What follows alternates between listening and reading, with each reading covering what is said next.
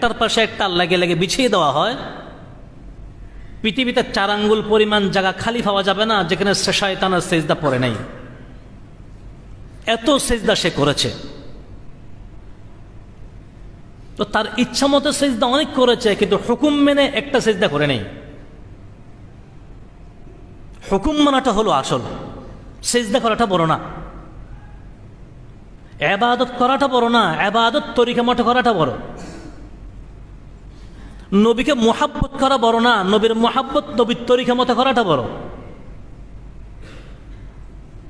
তরিকাটা হলো আসল, পদ্ধতিকার কি আমার মনের চাহিদা মতে, আমার মনের পদ্ধতি মতে চলবো, নাকি নবীর দেওয়া তরিকার পদ্ধতি মতে চলবো? এটাই হলো মূল বিষয়। আবু বকর, ওমর, ওসমান, আলী সাহাবায়ে কেরামও আল্লাহ রসুলকে ভালোবাসছেন। আবু তালেব, আবু লাহাবও আল্লাহ রসুলকে ভালোবাসছেন। দুজন ভালোবাসছেন, তাতে কোনো সন্দেহ নেই। আবু বকর, ওমর যেরকম 100% নবীকে ভালোবাসতেন, আবু তালেবও নবীজিকে 100% ভালোবাসতেন। কিন্তু আবু বকর আর ওমরের ভালোবাসায় তাদেরকে জান্নাতে নিয়ে গেছে, আবু লাহাব আর আবু তালেবের ভালোবাসা তাদেরকে জাহান্নামে নিয়ে গেছে। ব্যবধানটা কোথায়? ভালোবাসা তো সবার মধ্যে ছিল, কিন্তু আবু বকর আর ওমরের ভালোবাসা ছিল তরিকাওয়ালা ভালোবাসা, আবু লাহাব আর আবু তালেবের ভালোবাসা ছিল তরিকা ছাড়া ভালোবাসা। ভালোবাসছে কিন্তু তরিকাকে মেনে নয়, তরিকাকে ছেড়ে দিয়ে। আবু লাহাব নবীর ভালোবাসার মুহাব্বতের কারণে বাঁধি আজাদ করে দিয়েছে, কিন্তু যখন আল্লাহ রসুল সাল্লাল্লাহু আলাইহি ওয়াসাল্লাম দাওয়াত দিলেন 3 বছর পর, 3 বছর তো গোপনে ইসলামের দাওয়াত দিয়েছেন, গোপনে ইসলাম পালন করেছেন। 3 বছর পর আল্লাহ পাক বলতেছেন ওয়া আনজির আশীরাতাকাল আকরাবিন, এবার প্রকাশ্যে দাওয়াত দেন, আত্মীয় স্বজনকে দাওয়াত দিয়ে দেন। নবীজি যখন দাওয়াত দেওয়ার জন্য সবাইকে ডাক দিলেন পাহাড়ের উপর উঠে, আবু বকর, আবু লাহাব উপস্থিত, কাফেরের নেতারাও উপস্থিত। আল্লাহ রসুল সাল্লাল্লাহু আলাইহি ওয়াসাল্লাম বললেন, আমার দেশবাসীরা, আত্মীয় স্বজনরা, আমি তো পাহাড়ের উপরে, তোমরা পাহাড়ের নিচে। আমি যদি বলি পাহাড়ের এই পাশে তোমাদের শত্রু আসছে, একটু পরে তোমাদেরকে হামলা করবে, তোমরা কি আমার কথা বিশ্বাস করবে? তখন তারা এক বাক্যে বলল, কেন? তুমি তো আল আমিন আস-সাদিক, কেন তোমার কথা বিশ্বাস করব না? আল্লাহ রসুল সাল্লাল্লাহু আলাইহি ওয়াসাল্লাম তখন বললেন, যদি আমার কথা বিশ্বাস করো তাহলে এটা বিশ্বাস করো যে আল্লাহ আমাকে নবী বানিয়েছেন, নবুয়ত দান করেছেন, আল্লাহর ইবাদত করবে, আল্লাহর পূজা করবে, এই সমস্ত মূর্তি পূজা ছাড়বে। তখন আবু লাহাবে প্রথমে নবীজিকে মারার জন্য 2 হাতে পাথর নিয়েছিল। কে? আবু লাহাব। আবু লাহাব হাতে পাথর নিয়ে বলতেছে, তাব্বান লাকা ইয়া মুহাম্মদ আলিহাদা জামাতানা, তাব্বান লাকা ইয়া মুহাম্মদ, হে মুহাম্মদ তুমি ধ্বংস হয়ে যাও, এই সমস্ত কথা বলার জন্য আমাদেরকে একত্রিত করেছো। নবীজি সাল্লাল্লাহু আলাইহি ওয়াসাল্লামকে কেউ গালি দিলেও, নবীজি কিছু না বললেও আল্লাহ তো সহ্য করেন না।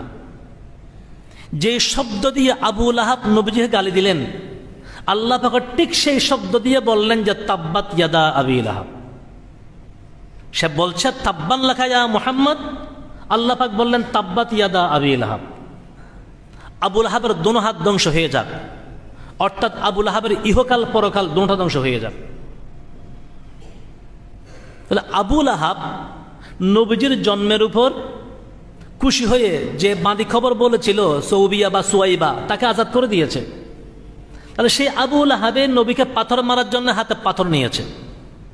তা আবু লাহাব তো খুশি হয়েছে, কিন্তু আবু লাহাব খুশি হয়েছে মুহাম্মদুর রাসূলুল্লাহর উপর না মুহাম্মদ বিন আব্দুল্লাহর উপর?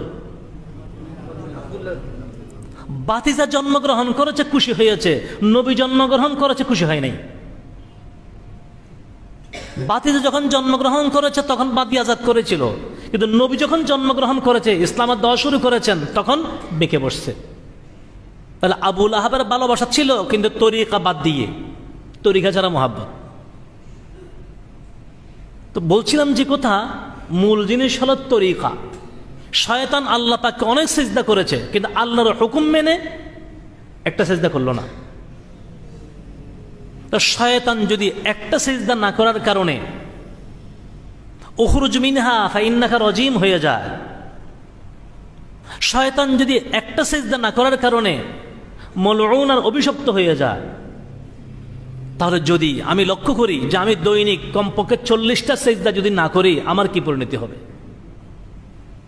আল্লাহ পাক তো দৈনিক কমপক্ষে 40টা সিজদা করতে বলছেন। 20 রাকাত, 17 রাকাত ফরজ, 34টা, 3 রাকাত বিতির, কটা হলো? সুন্নত নফল সব বাদ দিলাম, ফরজ আর ওয়াজিব ধরলে তো প্রত্যেকদিন 40টা সিজদা আছে। তাহলে শয়তান যদি আল্লাহর হুকুম একটা সিজদা না করে শয়তান হয়ে যায়, তা আমি যদি প্রত্যেকদিন 40টা সিজদা না করি, আমার নাম কোন জায়গায় যাবে?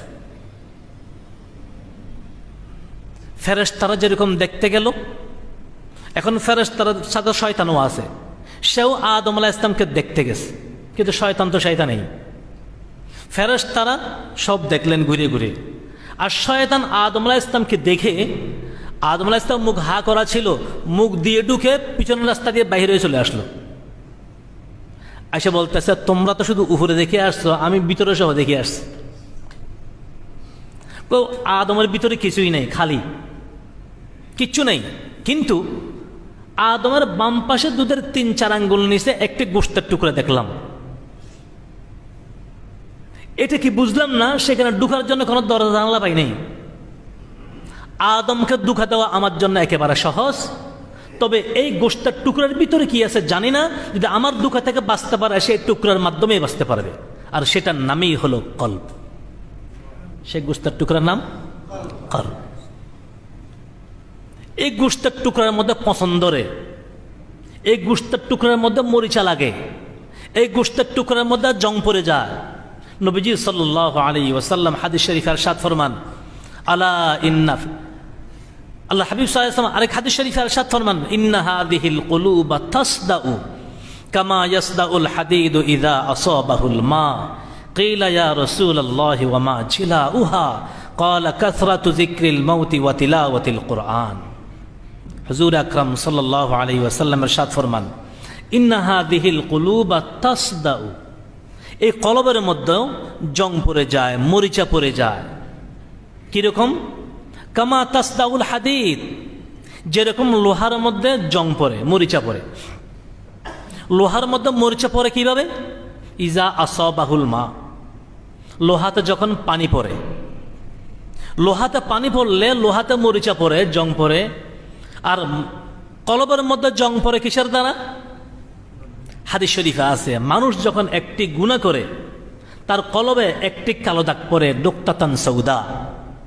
নুক্তাতান সৌদা, একটি গুনাহ করলে একটি কালো দাগ পড়ে, আরেকটি গুনাহ করলে আরেকটি কালো দাগ পড়ে, আরেকটি গুনাহ করলে আরেকটি কালো দাগ পড়ে। এইভাবে গুনাহ করতে করতে কলবটা কালো কালো হয়ে যায়। এটাই হলো কলবের মরিচা, এটাই হলো কলবের জং। কলবটা মূলত আয়নার মতো পরিষ্কার, কলবের সব কিছু ধরতে পারে যদি কলবটা পরিষ্কার থাকে। একটা আয়না যখন আমি নিয়ে চেহারার সামনে ধরব, আমার মুখে কোন কোন জায়গায় দাগ আছে, বালি আছে, ময়লা আছে, আয়না সব বলে দেয়। কিন্তু সেই আয়নাটা যদি নিচে পড়ে থাকে, প্রত্যেক দিন মহিলারা ঘর ঝাড়ু দিচ্ছে, আয়নাটা জায়গা মতো পড়ে আছে, ঝাড়ু দেওয়ার সময় অল্প অল্প ধুলিবালি উড়ে উড়ে আয়নার মধ্যে পড়লো। তারপরের দিন আবার ঘর ঝাড়ু দেওয়ার সময় 2-1টি বালু আবার সেখানে পড়লো। তারপরের দিন ঘর ঝাড়ু দেওয়ার সময় আবার সেখানে কিছু ময়লা পড়লো। 1 সপ্তাহ পর্যন্ত প্রত্যেক দিন ঘর ঝাড়ু দেওয়া হয়, কিন্তু আয়নাটা সেখান থেকে সরানো হয় না। 1 সপ্তাহ পরে যদি আয়নাটা সেখান থেকে উঠানো হয়, সেখানে কি আর চেহারা দেখা যাবে? যাবে না। আয়না ছিল পরিষ্কার, আয়না সব কিছু দেখতে পেত, কিন্তু কলবটা হলো পরিষ্কার। কলবটা যদি পরিষ্কার থাকে, আয়নার মতো সে ভালো খারাপ, সুন্নত বেদাত, শিরিক কুফর, লাভ ক্ষতি সব কিছু আয়না কলবে বুঝতে পারে। সেজন্য হাদিস শরীফে আছে, মানুষ যখন গুনাহ করে তার কলবে একটা ধাক্কা লাগে, তার কলবে ধাক্কা লাগে। এক হাদিস শরীফে আছে, হুজুর আকরাম সাল্লাল্লাহু আলাইহি ওয়াসাল্লামের ইরশাদ ফরমান, এক সাহাবী নবীজি সাল্লাল্লাহু আলাইহি ওয়াসাল্লামের দরবারে আসলেন। আয়েশা প্রশ্ন করতেছেন, ইয়া রাসূলুল্লাহ, ঈমানের আলামত কি? আমি যে ঈমানদার, আমার ভিতরে যে ঈমান আছে, আমি কিভাবে বুঝতে পারবো? নবীজি সাল্লাল্লাহু আলাইহি ওয়াসাল্লাম বললেন, তোমার ভিতরে যদি দুইটা জিনিস থাকে তাহলে তুমি যে ঈমানদার সেটা বুঝতে পারবে। কি কি? ইজা সাররাতকা হাসানাতুকা ওয়া সাআতকা সাইয়্যাতুকা ফাআনতা মুমিন। একেবারে সংক্ষিপ্ত করে দিয়েছেন নবীজি সাল্লাল্লাহু আলাইহি ওয়াসাল্লাম। যদি দুইটা জিনিস তুমি ঠিক রাখো তুমি ঈমানদার। এক নম্বর, ইজা সাররাতকা হাসানাতুক, যে কোনো ভালো কাজ করার পর যদি অন্তরে খুশি আসে, সামান্য একটা ভালো কাজ করেছি, রাস্তা দিয়ে হাঁটতেছি, একটা কলার ছিলকা পড়ে আছে, সরাই দিলাম, মনে খুশি আসে কিনা দেখি। একজন গরিব মানুষ হাত পাতছে, তার হাতে 2টা টাকা 5টা টাকা 10টা টাকা দিলাম, মনে একটু ফরহাত খুশি লাগে কিনা। আমি একবার সুবহানাল্লাহ বলতে পারলাম, আল্লাহর কুদরতে পায়ে একটা সেজদা করতে পারলাম, সেজদা থেকে উঠে মনে একটা খুশি আছে কিনা। যে কোনো ভালো কাজ করি, যে কোনো ভালো কাজ করার সাথে মনে খুশি আসে কিনা।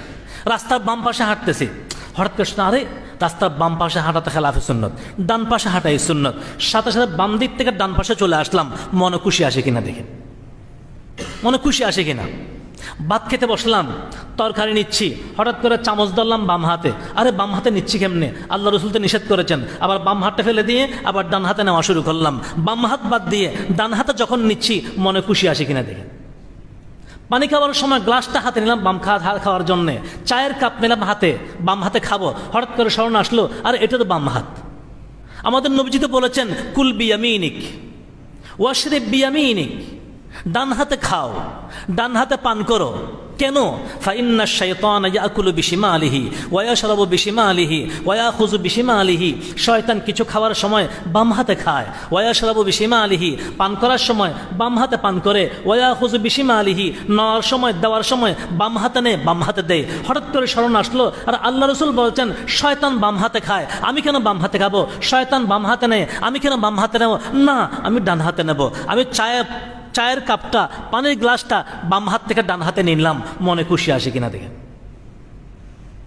যে কোনো ভালো কাজ করার সাথে সাথে অন্তরে খুশি আসা। ইজা সাররাতকা হাসানাতুক, ইজা সাররাতকা হাসানাতুকা, তোমার ভালো কাজে তোমার অন্তরে খুশি আসে কিনা দেখো। 2 নম্বর, ওয়াসাআতকা সাইয়্যাতুক, ওয়াসাআতকা সাইয়্যাতুক, যে কোনো গুনার কাজ করলে অন্তরে ধাক্কা লাগে কিনা দেখো। যে কোনো গুনার কাজ করে ফেলেছি, গুনার কাজ করার সাথে সাথে অন্তরটা ধাক্কা লাগলো কিনা, হাই আমি এটা তো ঠিক করি নাই, এটা কি করলাম, এটা তো গুনাহ, না আমি অপরাধ করেছি, আমি অপরাধ করেছি, আমি গুনাহ করেছি। ওয়াসাআতকা সাইয়্যাতুক, গুনার সাথে সাথে অন্তরে ধাক্কা লাগা। গুনাহ তো হবে, গুনাহ তো হয়তো আমরা করে ফেলবো, গুনাহ করে ফেলবো, গুনাহ হয়ে যাবে। কেন? আমরা মানুষ, মানুষ থেকে গুনাহ হওয়াটা স্বাভাবিক, মানুষ থেকে গুনাহ হওয়াটা স্বাভাবিক, না হওয়াটা অস্বাভাবিক। ফেরেশতাদের থেকে গুনাহ না হওয়াটা স্বাভাবিক, গুনাহ হওয়াটা অস্বাভাবিক। ফেরেশতারা গুনাহ করে না, ফেরেশতারা গুনাহ করে না, এটা এত বড় যোগ্যতার কথা না। ফেরেশতারা গুনাহ কেন করে না? ফেরেশতারা গুনাহ বুঝেই না, জেনেও না, করার যোগ্যতাও নেই। গুনাহ কি ফেরেশতারা জানে না, গুনার প্রতি কোনো আকর্ষণ ফেরেশতাদের নেই, গুনাহ করার যোগ্যতাই আল্লাহ পাক ফেরেশতাদেরকে দান করে নাই। যার কারণে গুনাহ কি বুঝে না। একটা ছোট্ট বাচ্চা, 3 বছরের বাচ্চা, তার সামনে আপনার একটা মেয়েকে বসাই দিলেন, আর 3 বছরের ছেলেকে বা 4 বছরের ছেলেকে বললেন এটা তোমার বউ, সে বউ কি বুঝবে? 3-4 বছরের ছেলে যেরকম বউ বুঝে না, ফেরেশতারা সেরকম গুনাহ বুঝে না। তো গুনাহ বুঝে না, গুনার প্রতি আকর্ষণ নাই, গুনাহ করার যোগ্যতা নাই, গুনাহ করার স্পৃহা নাই, সেজন্য গুনাহ করে না। এটা যোগ্যতার কথা না। যোগ্যতার কথা হলো মানুষ যদি গুনাহ না করে, কারণ মানুষের গুনার প্রতি আকর্ষণ আছে, গুনাহ করার যোগ্যতা আছে, গুনার দিকে আহ্বানকারী নফস এবং শয়তান আছে, এরপরও যদি একজন মানুষ নিজেকে কষ্ট করে গুনাহ থেকে বাঁচাতে পারে, তো সেই মানুষের দাম আল্লাহর কাছে ফেরেশতার চেয়ে বেশি। কেন? এই যে হাদিসের মধ্যে যেটা আছে, মানুষের দাম ফেরেশতাদের চেয়ে বেশি। কেন? এই কারণে ফেরেশতারা গুনাহ করে না, যোগ্যতা নেই সেজন্য করে না। মানুষের মধ্যে গুনাহ করার যোগ্যতা আছে, এরপর যখন নিজেকে কন্ট্রোল করতে পারলো, এটা হলো যোগ্যতার বিষয়। সেজন্যই তো কিতাবে লেখে একজন বিধর্মী ঈমান আনলো, আরেকজন গুনাহগার তওবা করলো। একজন বিধর্মী কালেমা পড়লো, একজন গুনাহগার তওবা করলো। এই দুজনের মধ্যে আল্লাহর প্রিয়কে, আল্লাহর প্রিয়কে বলেন যে এই দুজনের মধ্যে আল্লাহর প্রিয় হচ্ছেন যে তওবা করেছেন সে, যে তওবা করেছেন সে। কেন? একটু উদাহরণ দিলে বুঝবেন। আপনার একটা ছেলে আছে, ছেলে বাবার কথা শুনে না, ছেলে বাবার কথা শুনে না, বাবার সাথে বেয়াদবি করে, বাবা তাকে ত্যায্য পুত্র করে দিল, যা ঘর থেকে বাইরে যা। কিছুদিন রাস্তা রাস্তায় ঘুরে টুরে, মানুষের বাড়ি আর কদিন থাকবে, বন্ধু বান্ধব কয়দিন জায়গা দেবে, নানার বাড়ি কদিন থাকবে, বুড়ি গেলে বাপের কাছেই তো আসতে হবে। এখন ছেলে বুঝতে পারলো যে আমি বাহিরে বাহিরে কতদিন ঘুরব, আমার বাড়িতে আমার যেতেই হবে। এখন ছেলে একদিন পিছন দিক দিয়ে আসলো, আয়সা বাবার পিছনে গিয়ে হঠাৎ করে পিছন থেকে বাবার পাও ধরে ফেললো যে বাবা ভুল করেছি, অপরাধ করেছি, আমি যা করেছি মাফ করে দাও। বাবা তো বাবাই, বাবা তো বাবাই, বাবা সব ভুলে গিয়েছেন। আয় বাবা, তোর জায়গা পায় না, তোর জায়গা বুকে, বুকে জড়াইয়া নিল। এখন ছেলে বাবার কথা মতে চলতেছে।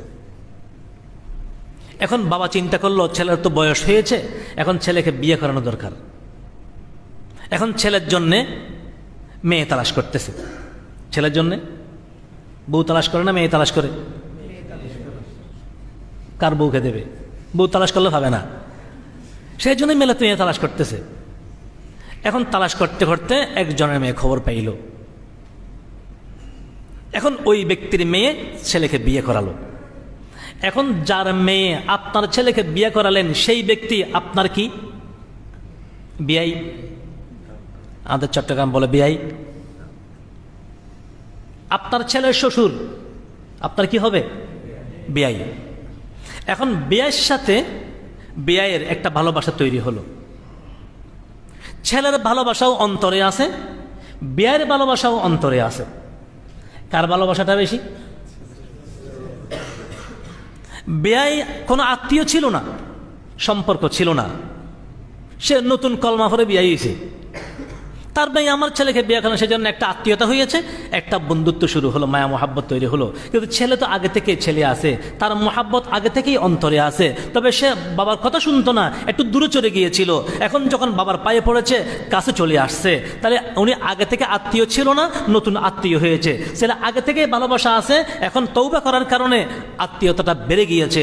যে বেঈমান আল্লাহ থেকে দূরে আছে, ঈমান এনেছে, কলমা পড়েছে, নতুন আত্মীয় হয়েছে। আর যেই ব্যক্তি আগে থেকে ঈমান আছে, গুনাহ করতেছে, সে হয়তো আল্লাহ থেকে একটু দূরে সরে গিয়েছিল। এখন সে যখন তওবা করেছে, পায়ে পড়েছে, আল্লাহ বলে যে তুমিই তো আমার আসল আপন। সেজন্য বলে বেঈমান ঈমান আনলে আল্লাহ যত খুশি হন না, তার চেয়ে একজন ঈমানদার গুনাহ থেকে তওবা করলে আল্লাহ পাক আরো বেশি খুশি হন। সেজন্য আল্লাহ পাক বলেছেন, বান্দা তওবার দরজা খোলা, লা তাকনাতু মির রাহমাতিল্লাহ, লা তাকনাতু মির রাহমাতিল্লাহ, আমার রহমত থেকে নিরাশ হইও না। গুনাহ তোমার দ্বারা হয়ে যাবে। বাজ আ বাজ আ ই বাজ আ বাজ আ হারাচ হাস্তি বাজ আ ই দরগহ মা দরগহ না উম্মীদে নিস সদবার अगर तौबा গরচে বুত পুরস্তি আতিশ পুরস্তি বুত পুরস্তি বাজ আ সদবার अगर तौबा শিকস্তি বাজ আ সদবার अगर तौबा শিকস্তি বাজ আ। আল্লাহ বলেন যে বান্দা ফিরে আয়, ফিরে আয়, ফিরে আয়, ফিরে আয়। ই দরগহ মা দরগহ না উম্মীদে নিস। আমি আল্লাহর দরবার নিরাশ হওয়ার দরবার নয়। আমি আল্লাহ কোনো বন্দাকে নিরাশ করি না। তুমি আগুন পূজা করেছো, বুত পূজা করেছো, দুর্গা পূজা করেছো, দরগা পূজা করেছো, মানুষ পূজা করেছো, আগুন পূজা করেছো, ফিরে আসো, ফিরে আসো। সদবার আগর তওবা শিকস্তি বাজা। তুমি 100 বার যদি তওবা ভঙ্গ করে ফেলো, আবার ফিরে আসো, আমি আল্লাহ তোমাকে গ্রহণ করে নেব। আল্লাহ দেওয়ার জন্য প্রস্তুত, আমি নেওয়ার জন্যে প্রস্তুত না। যতবার আমি বাবাকে ডাকি এতবার তো আল্লাহকে ডাকি না, যতবার মাকে ডাকি এতবার তো আল্লাহকে ডাকি না, যতবার সন্তানের নাম ধরে ডাক দেই এতবার তো আল্লাহকে ডাকি না, যতবার আমার স্ত্রীকে ডাকি এতবার তো আল্লাহকে ডাকি না, যতবার দুনিয়ার ব্যবসার কথা চিন্তা করি এতবার তো আল্লাহকে নিয়ে চিন্তা করি না, যতবার আমি দুনিয়ার কাজ নিয়ে চিন্তা করি এতবার তো আমার পরকাল নিয়ে চিন্তা করি না। আল্লাহর হাবিব সাল্লাল্লাহু আলাইহি ওয়াসাল্লাম বলেন যে তোমার আত্মশুদ্ধি করো, ইসলাহে নফস, যেটা এই কলবের পিছনে মূলত মেহনত। মেহনত কিসের পিছনে? কলবের পিছনে। কলবটা হলো ইঞ্জিনের মতো, কলবটা ইঞ্জিন, আর শরীর গাড়ির বডির মতো। একটা গাড়ি দেখতে খুব সুন্দর, রং করেছে, স্লিপিং সিট সব ঠিক আছে, এসি বাস, স্লিপার, কিন্তু ইঞ্জিনটা একেবারে দুর্বল। ইঞ্জিনটা একেবারে দুর্বল। যত সুন্দর গাড়ি হোক, যত স্লিপিং সিট হোক, স্লিপার গাড়ি হোক, এই ইঞ্জিন যেহেতু দুর্বল ইঞ্জিন, জায়গা পর্যন্ত গাড়ি পৌঁছাতে পারবে না। আর একটা গাড়ি দেখতে লক্কর জক্কর, ভাঙ্গা চোরা, চিটো বেশি সুবিধা না, কিন্তু ইঞ্জিনটা হলো টাটা কোম্পানির। ইঞ্জিনটা টাটা কোম্পানি, গাড়িটা দেখতে যতই ভাঙ্গা চোরা হয়, ইঞ্জিন যেহেতু মজবুত, সেই ইঞ্জিন সেই গাড়িকে জায়গা পর্যন্ত পৌঁছে দেবে। তদ্রূপ একজন মানুষ খুব সুন্দর, নাদুস নুদুস চেহারা, বড় উঁচা লম্বা, অনেক সবাই তাকে সম্মান করে, দুনিয়ার লাইনে সে অনেক আগে বাড়ছে, তার ইঞ্জিনটা দুর্বল। তার ইঞ্জিনটা দুর্বল, তার কলবের সাথে আল্লাহর সম্পর্ক নেই, তার ইঞ্জিনের সাথে মারিফতের সম্পর্ক নেই, তার ইঞ্জিনের সাথে পরকালের সম্পর্ক নেই, তার ইঞ্জিনের সাথে আল্লাহর জিকিরের সম্পর্ক নেই। যত সুন্দর মানুষই হোক, তার এই ইঞ্জিন তাকে জান্নাত পর্যন্ত পৌঁছতে পারবে না। আরেকজন মানুষ দেখতে একেবারে হ্যাংলা পাতলা, দুর্বল, কালো, বিশ্রী, দাঁত উপরের দিকে উঠে আছে, চোখও একদিকে তাকাইলে আরেক দিকে তাকায়, দেড় ব্যাটারি হয়ে আছে, কেউ তাকে গণে না, কেউ তার কথা শুনে না, কেউ তাকে কোনো মেলা মজলিসে সম্মান দেয় না, কিন্তু তার কলব সম্পর্ক আল্লাহর সাথে, তার কলবের সম্পর্ক জিকিরের সাথে। এই কলব নামক ইঞ্জিন যেহেতু মজবুত, সেই ব্যক্তি যদিও মানুষ পছন্দ করে না, সেই কলবেই তাকে জান্নাত পর্যন্ত পৌঁছাইয়ে দেবে। ইন্না হাযিহিল কুলুবা তাসদাউ, ইন্না হাযিহিল কুলুবা তাসদাউ, এই কলবের মধ্যে জং পড়ে যায়। কিভাবে? কিভাবে? গুনাহ করার দ্বারা। একটা গুনাহ করলাম, একটা কালো দাগ পড়লো, একটা গুনাহ করলাম, একটি কালো দাগ পড়লো, একটি গুনাহ করলাম, একটি কালো দাগ পড়লো, এবার পুরা কলবটা ওই আয়নার মতো কালো হয়ে গিয়েছে। এখন সেখানে চেহারা যেরকম দেখা যায় না, এই কলব আর ভালো খারাপ পার্থক্য করতে পারে না, সুন্নতের বেদাতের পার্থক্য করতে পারে না, সওয়াব আর গুনার পার্থক্য করতে পারে না, শিরক আর কুফরের পার্থক্য করতে পারে না। সে যাই দেখে সে সবগুলো এক সমান লাগে। কেন? অন্ধকার কলব। এখন সেই আয়নাটা, এক সপ্তাহ যে আয়নাটা পড়েছিল, সে আয়নাটা সেখান থেকে নিয়ে যদি পরিষ্কার করে ফেলে, একটু ঘষা দেয়, এখন আবার পরিষ্কার হয়ে গেল, সব দেখা যায়। আল্লাহ রসুল বলেন, তুমি কলবের মধ্যে একটু কি দাও? ঘষা দাও। এবার সাহাবা একরাম জিজ্ঞেস করেন, যে ইয়া রাসূলুল্লাহ, লোহার মধ্যে পানি পড়লে লোহা পরিষ্কার করার জন্য রেত আছে, রেত দিয়ে ঘষা দিলে লোহা পরিষ্কার হয়, শিরিষ কাগজ দিয়ে ঘষা দিলে লোহা পরিষ্কার হয়, কলবকে দিয়ে পরিষ্কার করব। ওয়ামা জিলা উহা ইয়া রাসূলুল্লাহ, ওয়ামা জিলা উহা ইয়া রাসূলুল্লাহ, কলব পরিষ্কার করার রেত কি? নবীজি সাল্লাল্লাহু আলাইহি ওয়াসাল্লামের ইরশাদ ফরমান, কলব পরিষ্কার যদি করতে চাও, কলব যদি পরিষ্কার রাখতে চাও, তার জন্য দুইটি রেত। কয়টি রেত? কাসরাতু যিকরিল মাউত ওয়া তিলাওয়াতিল কুরআন। এক নম্বর মৃত্যুর কথা স্মরণ, দুই নম্বর কোরআন শরীফের তিলাওয়াত। আচ্ছা, মৃত্যুর কথা স্মরণ কি? তার একটা উদাহরণ বুঝেন, একটা উদাহরণ বুঝেন। আল্লাহ, মৃত্যুর স্মরণে মানুষ দিল পরিষ্কার কেমনে হয়? মৃত্যুর স্মরণের সাথে কলব পরিষ্কার হওয়ার কি সম্পর্ক? আমি কথা দীর্ঘায়িত করতেছি না, হযরত ওয়ালা তশরিফ আনছেন, ইনশাআল্লাহ হযরত এখন বয়ান করবেন। আল্লাহ পাক আমাদেরকে বোঝার তৌফিক দান করুন। ওয়া আখির দাওয়ানা আলহামদুলিল্লাহি রাব্বিল আলামিন।